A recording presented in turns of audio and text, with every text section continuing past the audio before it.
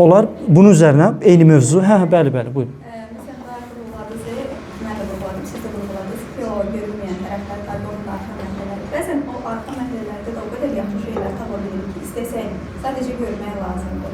Yəni, pistir dediyimiz şeyləri belə maraqlı bir şey gətirib çıxarda bilərik, biraz özümüzdən asılıdır. Şirkətin də, komanda yönündən də, rəhbər yönündən də budur. Bunu mən özümə sərf edəcək yönə necə keçirə bilərəm, yəni. Misal göstərirəm, mən burada Şlamberger şirkətində çalışırdım, fransız neft şirkətində və bizim də müştərimiz BP idi. Dünyanın ən professional şirkətlərindən biri. Azərbaycanda ən top şirkətlərdən biri və hər şey professional idi. Hər attığımız addımı prosedurdan professionalcasına atırdıq. Ondan sonra həyatımda yol açılır və gedirəm Orta Şərqə, Middle East'ə. Orada gələndə nə düşünürəm? Yəqin burada heyl olacaq. Orada gəlib görürəm ki, burada hər şey inşallah, əlhəmdülillah, ya Allahla iş görürlər. Və həmin anda belə birinci o şoku yaşayıram ki, bu nədir də? Yəni bu günə kimi mən soldat kimi, hərbçi kimi işləmişəm, professional işləmişəm. Burada inşallah, ya Allah, vertolyot nə vaxt gələcək? Səhər 8-dən başlayaraq hər hansı bir saatda. Yəni platformada oturursun, gözləyir ki, 8-dən etibarən nə vaxt vertolyot gəlib məni aparacaq. Elə bir qeyri-professional ortamda işləyəndə bir müddət sonra bundan artıq sənə sərf edən tərəflərini görməyə başlayırsan. Vəbşə də mənə lazım idi bu qədər professional olmaq. Yəni oldum da bəsdir bu qədər hərbçi həyatı yaşamaq. Biraz da belə inşallah əlhəmdüllahla yaşayıb deyib elə yaşamağa başlayırsan. Yəni fürsətdən artıq özünə yararlı tərəflərini tapmalısan. Yəni edəcək bir şey yoxdur. Belə. Təşəkkürlər. Yunus bəy, xoş gördük. Necə diləcəkdir? Var mı mövzu?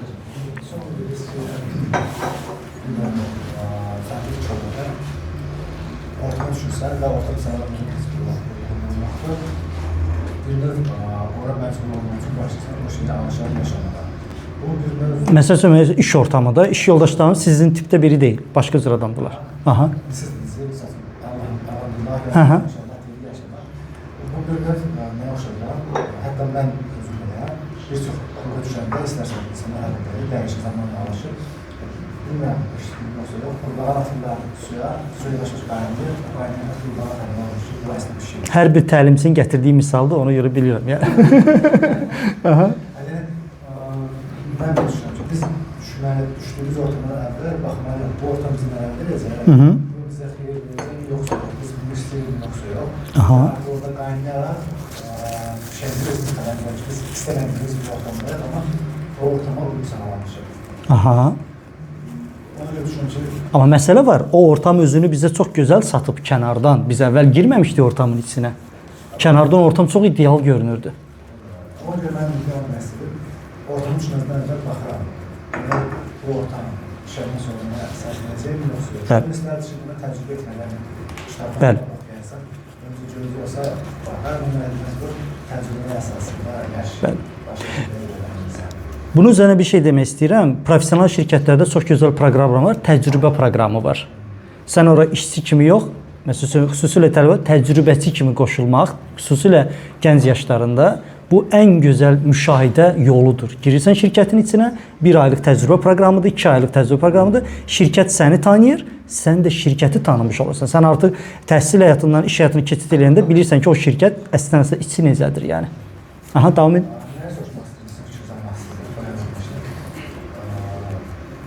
Evliliğin şərəfində oradan bura nətər keçid elədi?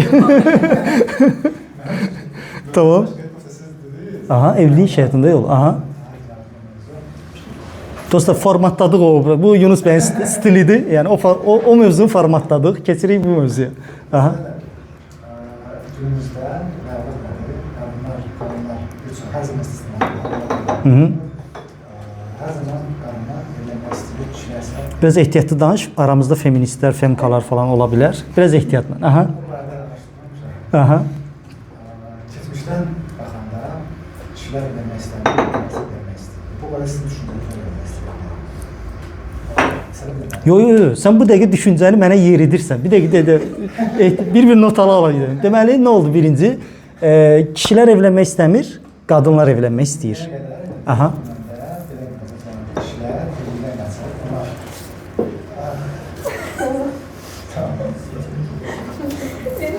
DBS-də hamı bildi bu söhbəti.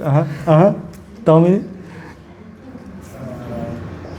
Yo, senzuraya kesmə. Kişi ol, axıra kimi sözümü bitir yani, tamam mı?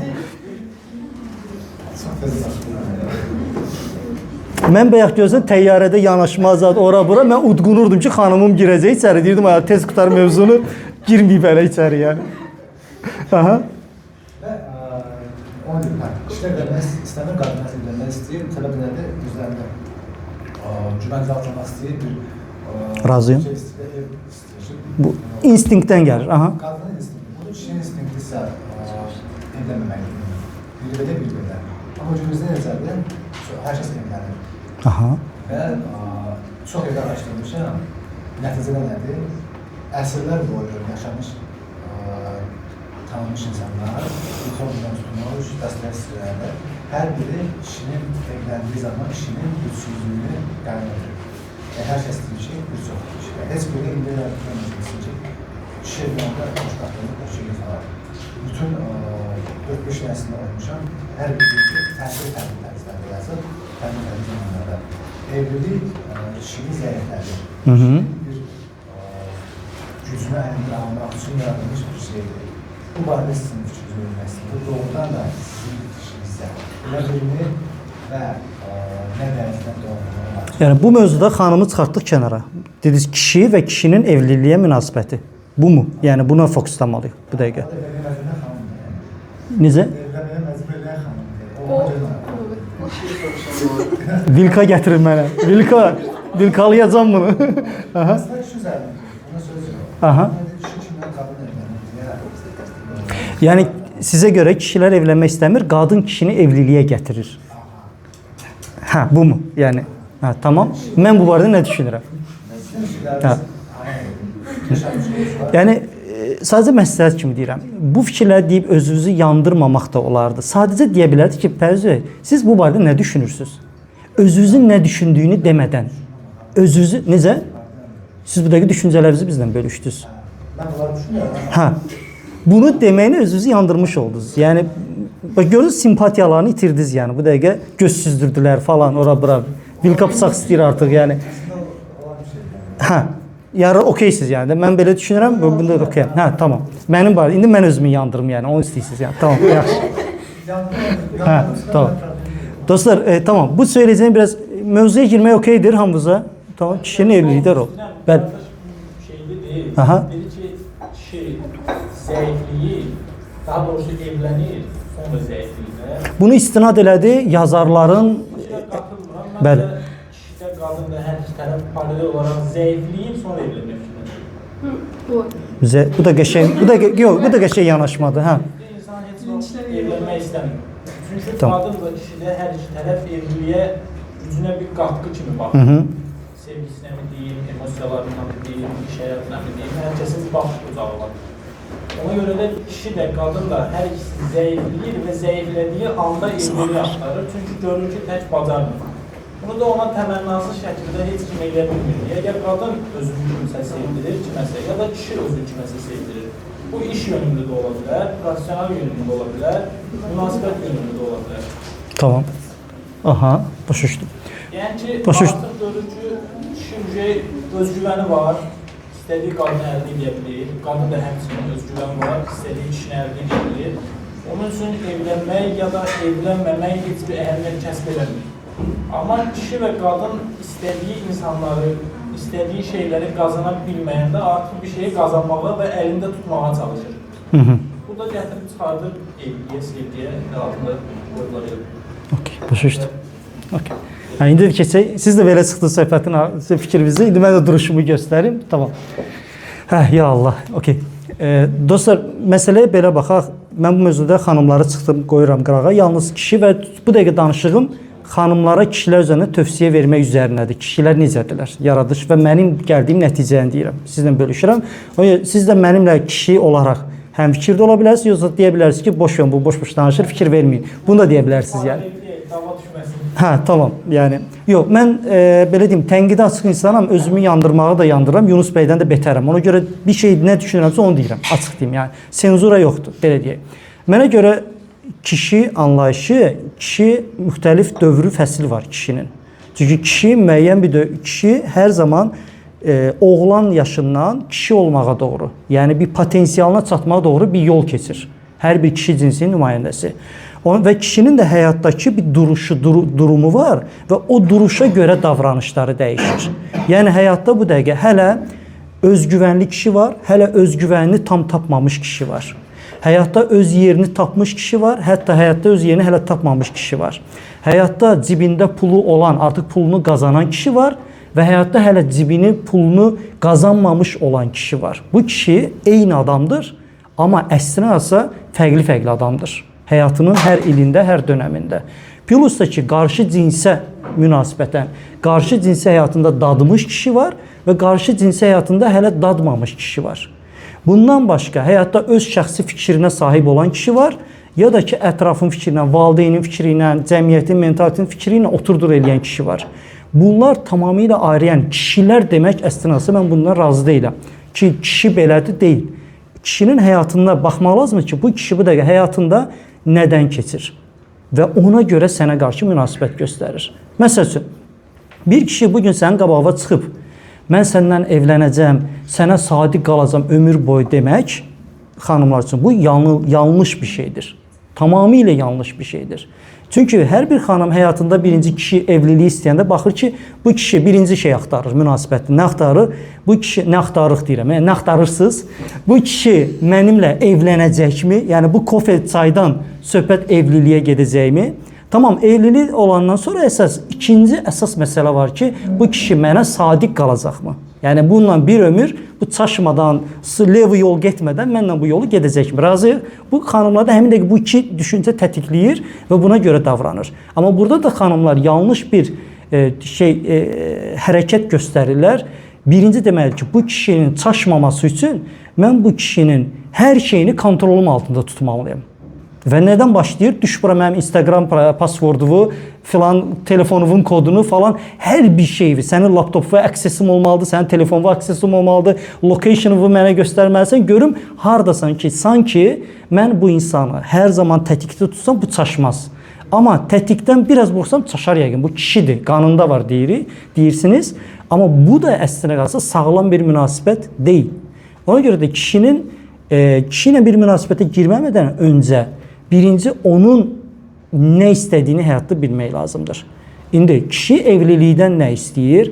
Kişi bir, dediyim kimi, potensialına çatan, inkişafda olan bir şəxsiyyət növüdür. Onun üçün evlilik bu həyatda çatacağı levellardan, hədəflərdən biridir. Ki, kişi özünü mən tam hiss eləmək üçün onun həyatda bir pulu, peşəsi, işi olmalıdır. Bu onun üçün bir status qatır. Mən kişiyəm deyir özünə. Niyə? Pulum var, bir statusum var, filan şirkətin filan peşəkarı, filan şirkətin sahibkarı, filan şeyin mütəxəssisi. Bu bir. İkincisi, evliyəm, bu qədər uşağım var. Bu kişinin həyatında rol oynayır. Bu onun tamlığını təşkil edir. Evlənmişəm, uşağım var, ailəm var. Bu kişinin instinktidir, o bunu istəyir həyatda. Bu ikisi onun iki ayağıdır.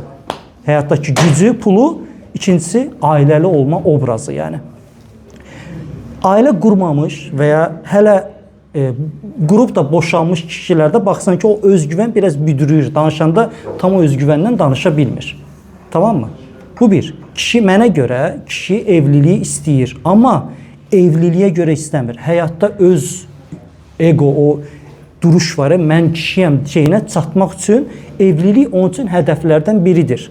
Məhz buna görə bir kişi sevgili olanda və evlənəndən sonra evin içinə girəndə başqa obraz olur. O başqa adamdır, bu başqa adamdır. Çünki sevgili kişi hələ vüsalına çatmamış kişidir. Sevgili kişi hələ səni tam əldə eləməmiş kişidir və sən onun üçün hədəfsən. Səni əldə eləmək. Bu kişi üçün bir hədəfdir. Və ona görə də o WhatsAppda sevgilim, canım, gülüm, bütün günü neynədin falan, gəl səni aparım, gəl səni ötürümcə sahiblənmə hissi bütün ora qədərdir. Amma ki, kişi ki, toy axşamı vüsalına çatdı, səhərsi gün nə olur? Beynində bir yerlərdə bu hədəfim tamamlandı. Bitdi. Yəni, bu hədəfə çatdım. Onun üçün next hədəf artıq daha yaxşı, mən artıq bir ailəli adamam, indiki qazandığım puldan daha yaxşı pul qazanmalıyam, mən artıq övladım olmalıdır, artıq övladımı da baxacaq duruma gəlməliyəm. Bugünə kimi özümə şalvar alacaq statusa gəlmişdim. Next level bir xanımla ailə quracaq statusa gəldim. Bu da hədəf tamamlandı kişidə. Next level bir uşağım olmalıdır. Artmalıyam mən, nəslim davamı və buna görə də artıq və kişi artıq bütün günü sənə vaxt ayıran kişidən dönüb olur işkolik kişi. Bütün günü işlərin dalınca qaçır. Çünki onun beynində bir dənə hədəf var. Ailəmi saxlamalıyam, ailəmi saxlamalıyam. Və qadın da görür ki, bu məndən ilgilənmir. İlgilənir, amma onun üçün artıq, yəni bir xanım istəyir ki, kişi gündə mənə 10 dəfə desin ki, səni sevirəm aşkım. Bunu qadın hər gün gözləyir. Amma kişi üçün mən bunu sevirəm, bitdi, nöqtə. Onun üçün o mövzu bitdi yəni. O təzdən səni sevirəm deməyə ehtiyac duymur kişi. Çünki sevirik də, evləndik, ştamp vuruldu yəni. Möhür, zaks burada, kəbin də burada. Sevirik, qutardı. Amma qadın onu görür ki, hər gün mənə səni sevirəm deyən adam artıq mənə səni sevirəm demir. Və düşünür ki, bu adam artıq məni sevmir.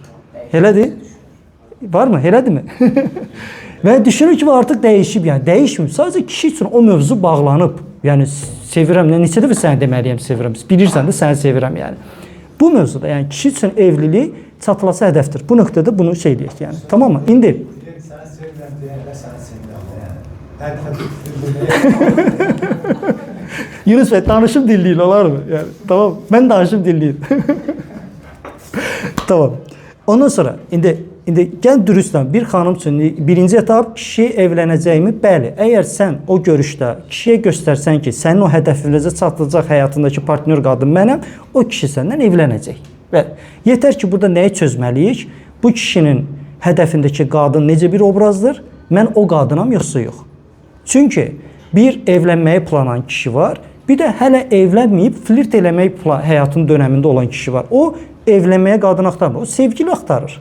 Müəyyən bir müddət birlikdə münasibətdə olacağı bir münasibət axtarır, düzdürmü? O oldusa sən qadınların ən böyük səhvi o dönəmində olan kişini evliliyə gətirməyə çalışmaq deyil. O adam hələ o həyatında o şeyə çatmayıb statusa. Onu məcburi gətirməkdən də bir şey çıxmır yəni. O zaman necə məcburi gətirir? Gəl bir dənə üzüyü qoy, başqa heç nə. Sonra üzüyü qoyulandan sonra nə vaxt evlənirik, o etap başlayır. Yəni kişi də məcburi evlənəndə sən evin içində peşman olmuş bir adam görsən, sonra deyirsən biz hardan bu etapa gəldik yəni. Zaten adam o etapa gəlməmişdi. Həyatı şəxsiyyət olaraq o nöqtəyə formalaşmamışdı hələ adam. Başa düşürsünüz? Tamam. İndi qaldı ki, kişi evliliyə bağlı insandırmı? Siz bunu qadın yönündən də, yəni sualın bir növüdür belə danır ki, kişi bir qadına bağlı insandırmı? Düzdürmü? Sualınızı bir yöndə ona gedib dayandır. Kişi üçün evlilik demək, yəni belə deyim, bir insana belə deyirəm də, evliliyi mən belə izah edirəm. Alıram onun playlistini, ən sevdiyi musiqilərin playlistini, tamam mı? Zövqlü bir-birindən gözəl musiqiləri var. Qəşəng bir hamısını dilit eləyirəm və bir dənə mahnı saxlayıram və qaytarıram ona. Deyirəm ömrünün bundan sonrası bu mahnını dinləyəcəksən. Səhər axşam. Tamam mı? Kişi məsələyə belə baxır bu yöndən yəni. Başa düşdü sözü bənzətməni, tutdunuz da söhbəti. İndi yaxşı, bir kişi niyə bu qərara gəlsin ki? Bu qədər qız varkən, bu qədər qadın varkən, bu qədər gözəlliyin dadına baxma, niyə kişi bir evliliyə gəlsin? Yəni bu məsələdir. Yəni kişi xəyanət edərmi, etməzmi? Sözüm mənim nə qədər acı şey olsa, dürüstcəsinə deyirəm, kişi yaradılış etibarıyla çox qadınlı bir varlıqdır. Yəni, tamam mı? Çox qadınlıdır bu yaradılış etibarıyla. Yəni kişi bir qadınla yetinmək deyə bir yaradılışında bir şey yoxdur. O formatında yoxdur. Tamam mı? Yaxşı, indi gələk ki, formulaya gələk ki, hansı kişi sənə xəyanət eləməz? Yəni ailə qurarsan bu adamla və bu adam səninlə bir ömrü birlikdə yaşayar. Cəmsi 3-4 kateqoriya var o kişilər ki. Birinci kateqoriya odur ki, həyatında mənəviyyatına öncəlik kimi yer verən kişi. Tamam mı? Mənəviyyatına. Yəni dini, ibadəti yerində olan kişi. Bu kişi ilahi ilə, mənəviyyatla daha çox bağlıdır və onun üçün başqa bir qadınla münasibət olmaq haramdır. Bitdi, getdi. Yəni onun prinsipi nədir? Bu haramdır. Və ona görə də Allah qatında başqa qadına qarşı çaşmaz. Bu bir. Və səni də Allah qatında sevəcək. Bunu da qəbul eləməlisən. Səni sən deyə yox, birinci növbədə Allah qatında sevir səni. Bu bir. Mənəviyyata yer olan.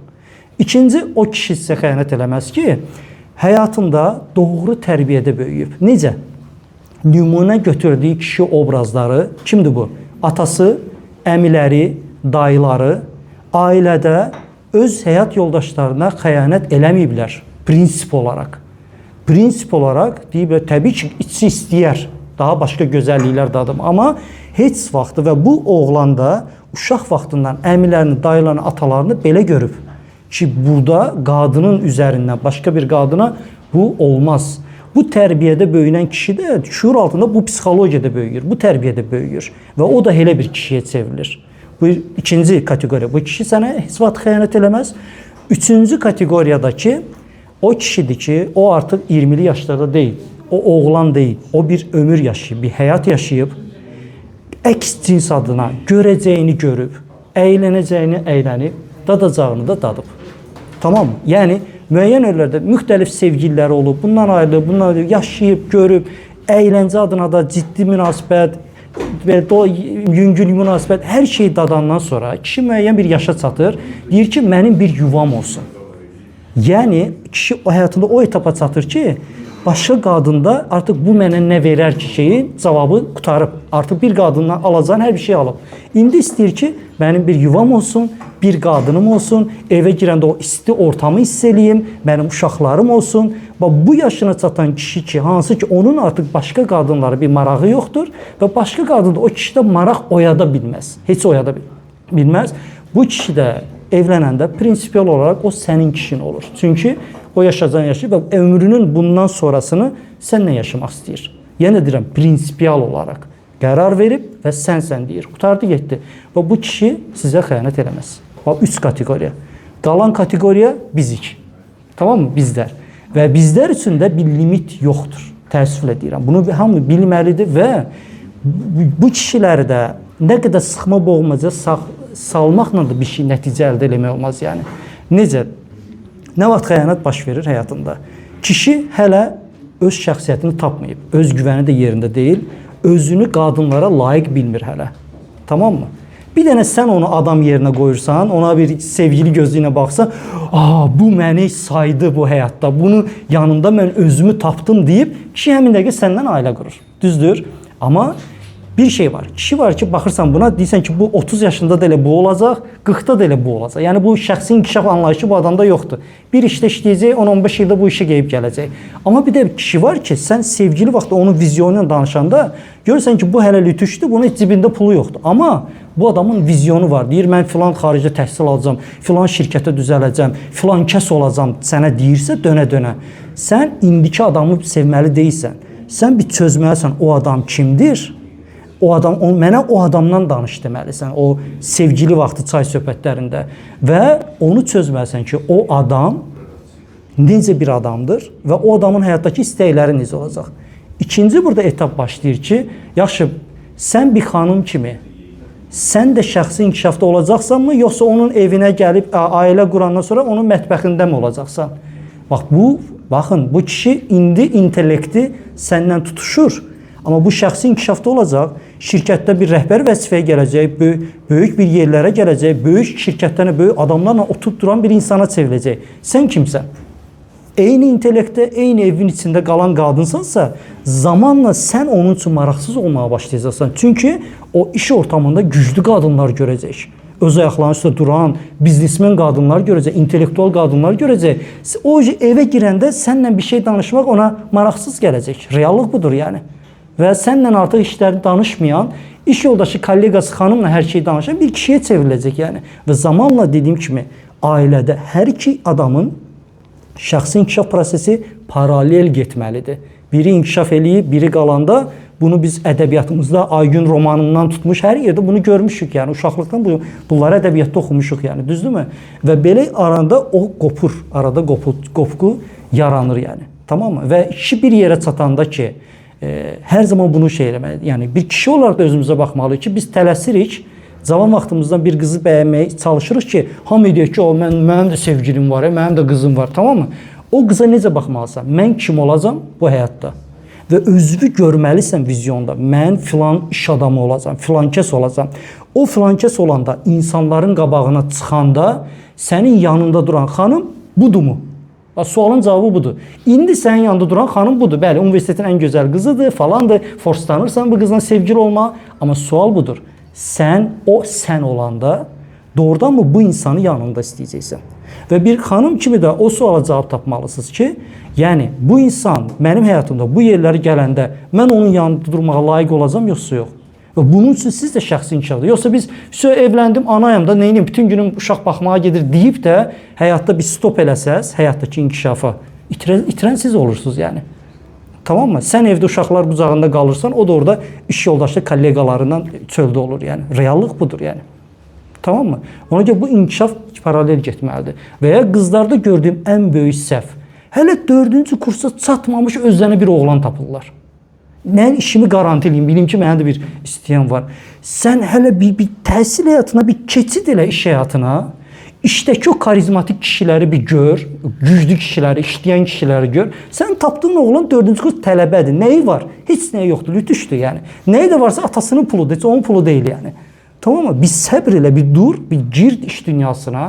Əgər sənin bir xanım olaraq belə bir şeyin varsa, mən iş qadın olacağım, güclü qadın olacağım. Sən bir səbr elə, sən indi kimi görürsən ki, institutdakı oğlanları görürsən də, bir iş dünyasına gir, güclü kişiləri gör və o kişilər sənə baxmağa başlayanda sən də belə evdəkinə baxsan, ay da mən tələsdim bu həyatda deyirsən yəni. Niyə?